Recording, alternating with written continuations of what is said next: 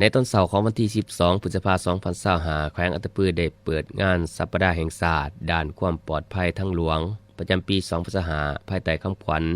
ถนนเพื่อชีวิตขับรถซ่าชีวิตยืนยาวซึ่งได้จัดขึ้นที่หอประชุมใหญ่ของแขวง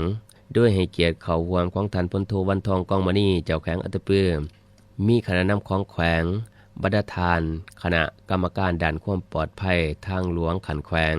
บรรดาแผนกการอ้อมข้างตลอดฮอดนักเรียนนักศึกษาเข้าร่วมพิธีเริ่มต้นด้วยการเต่าโฮมมนต์ซนจากนั้นก็ได้ย่างโฆษณาปลูกจิตสำนึกด้านความปลอดภัยทางถนนโดยเริ่มแต่สวนสาธารณะของแขวงไปหาหอประชุมใหญ่ของแขวงพร้อมทั้งได้รับชมวิดีโอเกี่ยวกับการโฆษณาการนำใช้พาหนะที่ถูกต้องตามท้องถนนสาเหตุของการเกิดอุบัติเหตุการป้องกันการเกิดอุบัติเหตุและผลหายของการเกิดอุบัติเหตุโอกาสดังกล่าวทานสมไสแก้วมณีวรรณหัวหน้าแผนกโยธาธิการและขนส่งแขวงรองประธานคณะกรรมการด้านความปลอดภัยทางหลวงขันแขวงได้กล่าวว่างานสัปดาห์แห่งศาสตร์ด้านความปลอดภัยทางหลวงประจำปี2025อยู่แขวงอัตตปือเทอนี้จัดขึ้นเพื่อยังยืนให้เห็นถึงความเป็นห่วงเป็นใย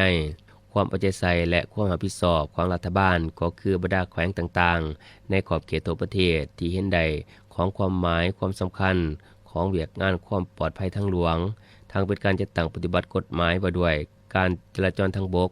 ยุทธศาสตร์แห่งศาสตร์ด้านความปลอดภัยทางหลวงและ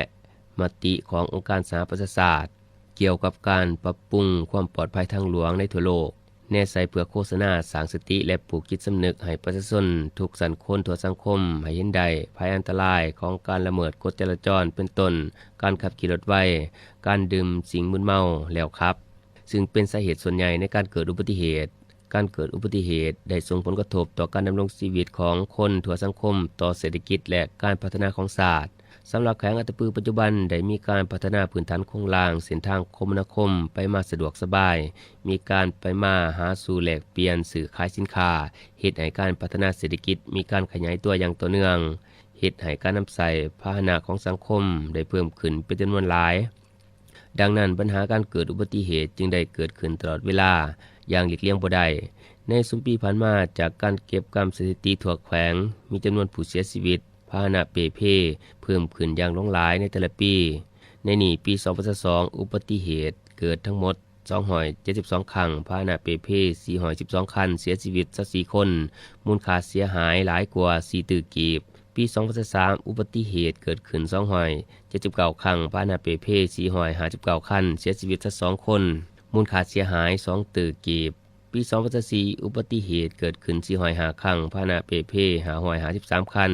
เสียชีวิต33คนมูลค่าเสียหายหลายกว่า3ตึกกีบและในไตรมาส1ปี2025มีอุบัติเหตุเกิดขึ้น